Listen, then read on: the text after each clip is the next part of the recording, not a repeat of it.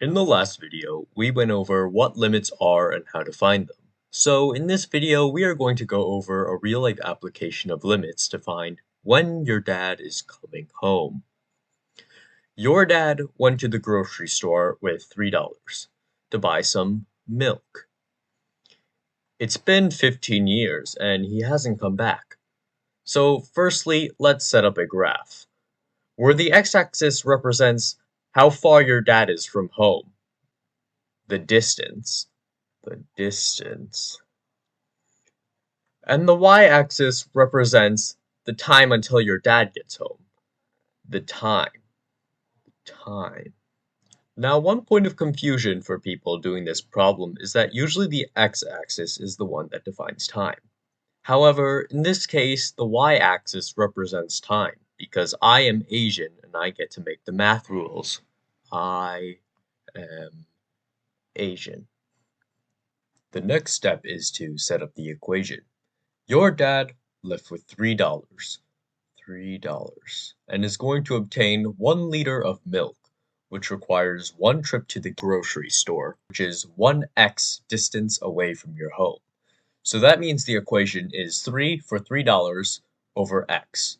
But realize if x is negative, that means y is also negative, and time cannot be negative. So the equation is actually the absolute value of 3 over x. If we graph that out, the function looks something like this. In order to find out when your dad arrives home, we must take the limit as x goes to 0 of the function f of x. Actually, let's switch to a different color here. F of x.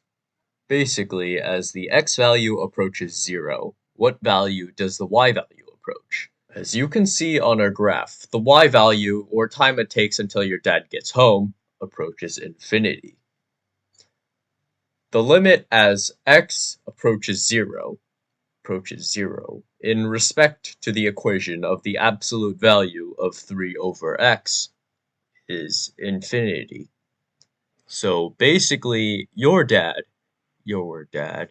is never coming home. Never coming home. And there's your final solution. Let's move on to the next problem. Let's say you won the lottery. Your dad, hearing of this news, would spend that $3 on something else, knowing that he will be able to get a lot more than $3 from you once he gets home. That changes the equation to f of x equals the app be able to get a lot